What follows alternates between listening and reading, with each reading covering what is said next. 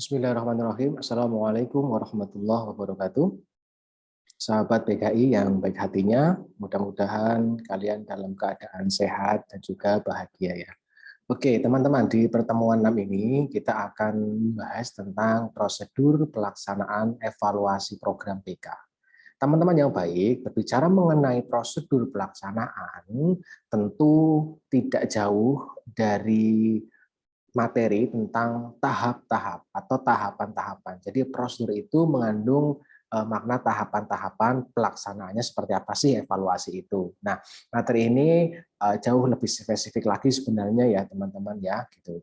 Oke, teman-teman yang baik, pada intinya adalah terdapat beberapa step nih atau ada mengatakan fase dalam pelaksanaan evaluasi program BK gitu. Jadi evaluasi itu tidak langsung dilakukan evaluasi akhir gitu ya, tetapi ada beberapa proses-proses sebelumnya. Nah, salah satunya adalah berkaitan dengan tahap persiapan instrumen. Nah, berbicara instrumen di pertemuan sebelumnya, pertemuan 5 kemarin, minggu kemarin, kita sudah membahas tentang metode pengumpulan data dan instrumen ya. Nah, itu juga masuk ke dalam salah satu part, salah satu bagian dari tahapan-tahapan atau prosedur ya pelaksanaan evaluasi program PK. Nah, teman-teman yang baik, ada 5 nih teman-teman. Yang pertama adalah fase atau tahap persiapan. Ini secara umum ya teman-teman ya, persiapan secara umum, secara konsep, atau istilahnya adalah niat lah, niatnya seperti apa. Kemudian yang kedua adalah fase persiapan instrumen. Kemudian yang ketiga fase pelaksanaan kegiatannya, evaluasinya ya. Kemudian yang keempat adalah fase analisis hasil.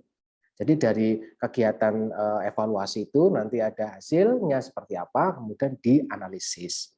Kemudian tahap terakhir adalah fase interpretasi dan juga pelaporan.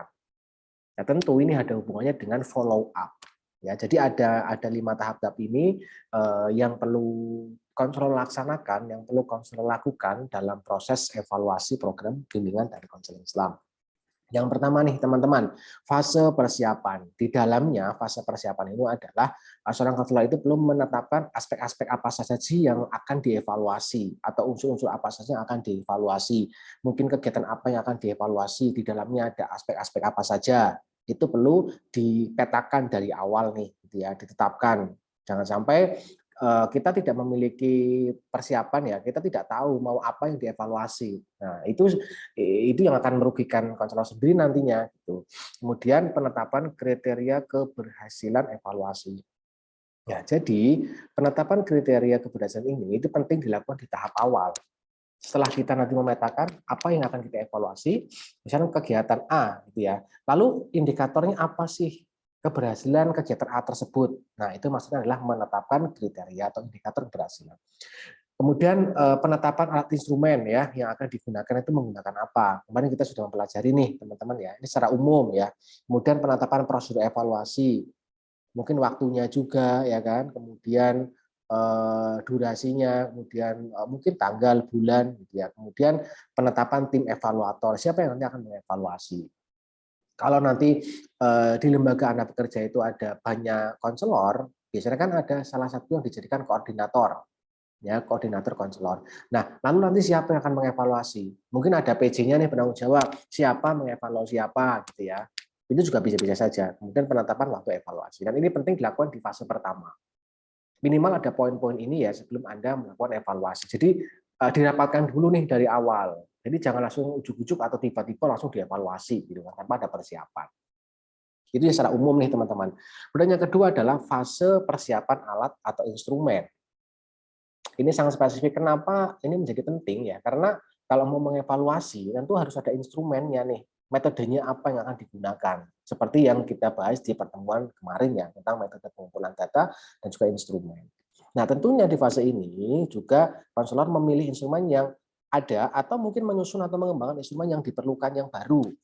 Mungkin mau menggunakan instrumen yang lama atau mengembangkannya sendiri atau menyusun sendiri sesuai dengan kebutuhan gitu ya. Itu juga bisa saja. Yang penting kalau memang ada instrumen yang sudah ada di situ, lalu itu memang perlu dimodifikasi karena kurang sesuai dengan kegiatan yang sudah Anda lakukan, karena kegiatan itu kegiatan yang dulu-dulu belum pernah dilakukan misalnya, maka instrumennya butuh yang baru. Kemudian penggandaan instrumen yang akan digunakan. Nah, ini biasanya kalau sifatnya luring atau offline itu menggandakan instrumen. Misalkan ada membuat angket ya, membuat angket tapi angketnya itu di print, maka itu perlu digandakan nih, gitu loh. Atau bentuk checklist gitu ya, dan sebagainya. Itu perlu dipersiapkan dari awal nih. Jadi instrumen yang kita pelajari yang kita pelajari di pertemuan kemarin ya, itu juga perlu dipersiapkan dari awal, bukan di tengah-tengah. Jadi mempersiapkan instrumen itu sebelum melaksanakan kegiatan. Jangan saat melaksanakan kegiatan kemudian Anda baru membuat instrumennya. Itu nanti akan kacau. Gitu ya. Jadi step by step, instrumen dulu, kemudian instrumen itu dipakai untuk apa? Untuk mengumpulkan data. Oke. Yang ketiga, teman-teman, adalah fase pelaksanaan kegiatan evaluasi itu sendiri.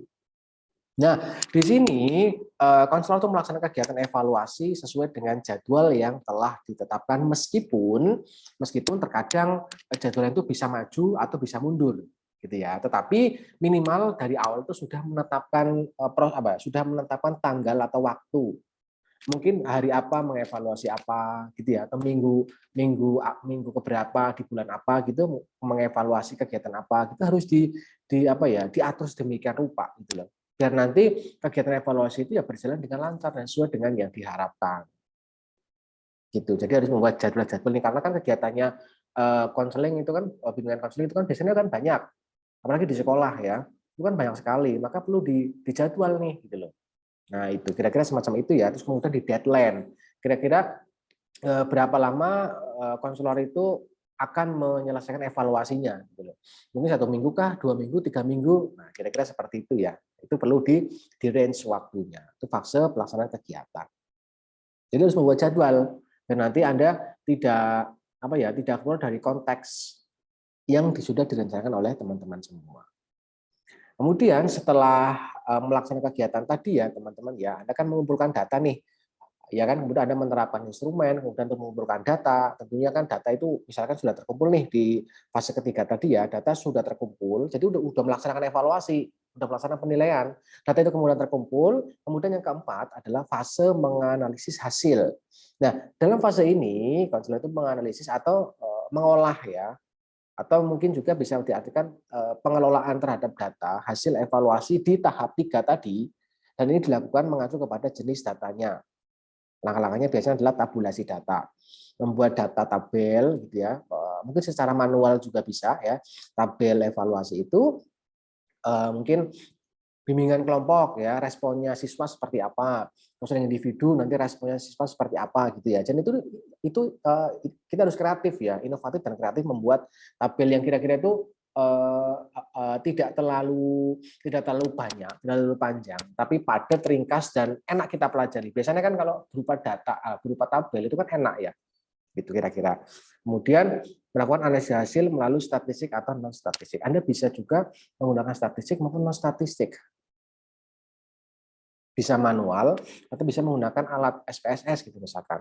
Tapi sekarang kan ini zamannya Anda juga bisa nih menggunakan misalkan Google Form ya. Anda ingin mencari tahu respon atau persepsi atau pendapat siswa, pendapat konseling, pendapat responden, ya pendapat warga binaan ada di sana terkait dengan layanan bimbingan X misalkan, bimbingan klasikal atau motivasi misalkan ya. Anda membuat Google Form, Anda serahkan kepada mereka, share kepada mereka, mereka mengisi. Nah, kalau Google Form itu kan hasilnya sudah kelihatan, sudah ada prosentasenya. Nah, disitulah Anda enak melihat nih, kira-kira respon mereka seperti apa. Nah, itu enak nih. Nah, itu salah satu alternatif bagaimana agar Anda mampu menganalisis atau mengolah hasil evaluasi itu. Yang terakhir ya, teman-teman, adalah fase penafsiran dan pelaporan hasil. Di fase ini, konselor itu perlu membandingkan hasil analisis data dengan kriteria penilaian keberhasilan. Dari awal tadi kan sudah menetapkan indikator nih, ya. Kemudian hasilnya sama nggak dengan indikator itu? Sesuai nggak dengan indikator yang sudah ditentukan dari awal? Kemudian diinterpretasikan atau ditafsirkan dengan memakai kode-kode tertentu. Ya sebenarnya ini nggak harus ya teman-teman ya, tetapi perlu dilakukan. Kode-kode ini coding ya. Nah, kemudian diinterpretasikan nih menggunakan kode-kode. Nah, kode-kode ini bisa dibuat misalkan kombinasi antara huruf dan juga angka, atau senyaman Anda mungkin, senyaman Anda lah cara membuat kode-kodenya ya gitu. Yang penting misalkan Anda mengevaluasi kegiatan bimbingan klasikal misalkan. Responnya seperti apa? Misalkan kalau responnya siswa baik di atas 50%, di atas 90%, kodenya A misalkan. Kalau kurang baik nanti kodenya B gitu misalkan ya. Tidak baik kodenya C gitu. Nah, misalkan semacam itu ya teman-teman. Anda membuat kode-kode untuk memudahkan. Misalkan dari 10 kegiatan, ada 10 kegiatan nih, 5 kodenya A. Oh, berarti 5 kegiatan berjalan dengan maksimal. Kemudian 3 kodenya B. Berarti cukuplah kegiatanmu itu. Dan yang kedua, ya yang terakhir, yang kegiatan 8 dan 9, itu misalnya kodenya CO, berarti kamu diperbaiki. Itu ya kira-kira. Kemudian setelah itu dilaporkan setelah digunakan dalam rangka perbaikan program pelayanan BK. Nah, setelah itu kemudian dilaporkan kepada pimpinan lembaga atau kepala sekolah gitu ya, kalau ada di sekolah, atau ketua lembaga di sana atau direkturnya dilaporkan, dan juga kemudian dibahas secara bersama-sama ke depan itu kegiatannya mau seperti apa.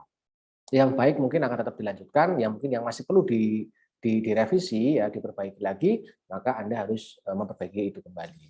Nah, kira-kira seperti itu nih gambaran di tahap penafsiran dan juga pelaporan hasil. Jadi harus dilaporkan gitu ya, biar nanti ada masukan dari berbagai macam pihak. Teman-teman yang baik, kesimpulannya adalah evaluasi program BK ini sebenarnya bukan merupakan kegiatan akhir. Artinya, kegiatan evaluasi ini merupakan kegiatan yang berkesinambungan, periodik lah istilahnya. Setiap tahun nanti ada evaluasi, tahun berikutnya ada evaluasi lagi, dan seterusnya, dan seterusnya. Karena tidak terhenti sampai terkumpulnya data dan informasi itu saja gitu loh. Tetapi data dan informasi tersebut digunakan sebagai dasar kebijakan ya, menentukan keputusan dalam pengembangan program BK selanjutnya. Artinya ketika data itu sudah terkumpul ya, Anda kemudian cukup selesai ya, tidak menafsirkan, tidak melaporkan. Nah, itu tidak seperti itu gitu loh. Setelah data ada, kemudian dianalisis, kemudian dilaporkan. Nah, kemudian nanti tentukan kebijakan ke depannya. Jadi evaluasi itu tidak misalkan tidak berlaku 1 tahun, 1 kali saja gitu ya. Tahun besok sudah tidak evaluasi lagi ya, tidak gitu loh. Setiap periode mestinya perlu dievaluasi, bahkan bisa jadi setiap 1 semester sekali dievaluasi. Tapi biasanya sih 1 tahun sekali kemudian dievaluasi, 1 tahun dievaluasi, 1 tahun dievaluasi gitu loh. Jadi periodik ya teman-teman. Jadi tidak selama kamu kerja di sana jadi konselor, selama itu cuma 1 kali saja, ya itu tidak seperti itu gitu. Tapi berjangka, gitu, periodik. Nah, teman-teman, pertanyaan kuisnya adalah untuk pertemuan ini adalah apa yang terjadi jika salah satu prosedur evaluasi tidak dilakukan? Berikan alasannya. Ketika tadi kan ada 5 tahap ya, ada 5 prosedur, dalam prosedur itu ada 5 nih, ada 5 fase. Nah, jika salah satu fase, salah satu tahap itu tidak dilaksanakan, menurut kalian itu kira-kira apa yang akan terjadi? Kira-kira ya, teman-teman. Misalkan nih tahap persiapan instrumen itu nggak ada lakukan. Jadi mengevaluasi tidak menggunakan instrumen. Misalnya kira-kira apa yang akan terjadi? Dan kemudian berikan alasannya apa. Silakan Anda tulis dengan ya singkat, padat, dan juga jelas ya, tidak perlu panjang-panjang. Kalau memang Anda perlu menyampaikan dengan secara detail, rinci ya monggo, tapi upayakan Anda mengemukakan inti-intinya saja. Oke, mudah-mudahan materi ini bermanfaat, dan sekian dari saya. Kalau ada pertanyaan silakan nanti bisa ditanyakan di grup gitu ya. Oke, sekian dari saya. Assalamualaikum warahmatullahi wabarakatuh.